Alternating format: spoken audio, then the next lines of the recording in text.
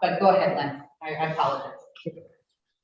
I'm a very strong proponent of in-school learning, and I'm not a fan of remote learning. I've said that before. I think remote learning is an absolute disaster. It's been an absolute disaster for my child. I also, in the same token, recognize that there was a fear out there. There's a palpable fear. I see it because I serve on CPAC.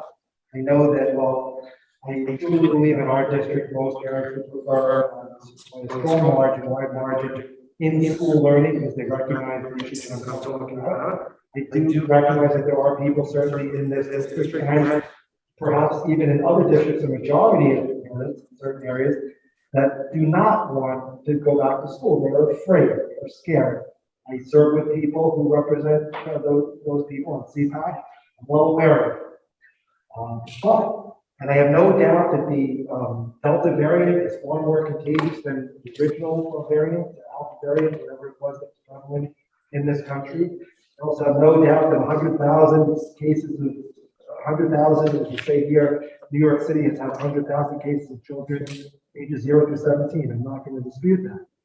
But we had at our our July CPAC meeting, we had the opportunity to have the director of facilities for the Department of Education came to our meeting. And I asked him a question. And it was an interesting question because nobody's really been talking about it. I said, can you tell me what percentage of students or how many cases of COVID you've actually had that you can verify were actually transmitted within the school? So in other words, either from student to teacher or from teacher to student. And he says, I'm glad you asked that question.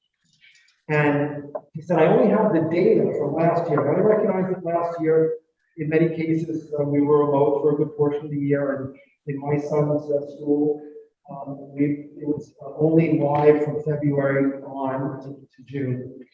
But the number that he gave was 0.005, I think it's 3.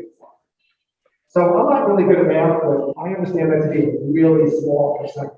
And thank God. Yeah. So the issue here, I recognize that there are more infectious variants, but the issue here is COVID going to be transmitted in a school?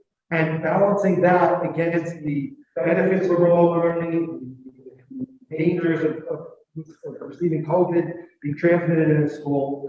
And that to me, the 0.005%, whatever it was, that he mentioned tells me two things. It tells me one, either the protocols that we had in effect were working, so either masking, socially distancing kids, having them eat their lunch, having them in pods was working, or two, that maybe children were not, certainly with this variant that was prevalent, are not as susceptible to infections.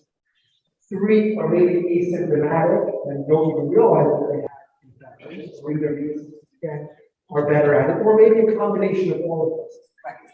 But I can tell you that those numbers convinced me, even more in my position, that the threat or the dangers that are out there, the chance of receiving COVID with protocols, in effect, and this is even before teachers were fully vaccinated, Right. far outweighs the danger that is prevented by having people back in school. So while I'm very sympathetic to having a remote option, I recognize that there are people who really are more susceptible than others. But I just think that at some point you have to just, try to protect yourself as much as possible, try to enact the protocols. But the damage that we're doing to our kids, I think if we start going down that slope, having a remote option again, there's no question that people are going to pick that remote option, not only because of inherent problems in their family or medical issues in their family, but are going to take it for other reasons as well. I know you tried to address that, and you brought that up. But that concerns me, and I think you can't have it. I just don't think we can function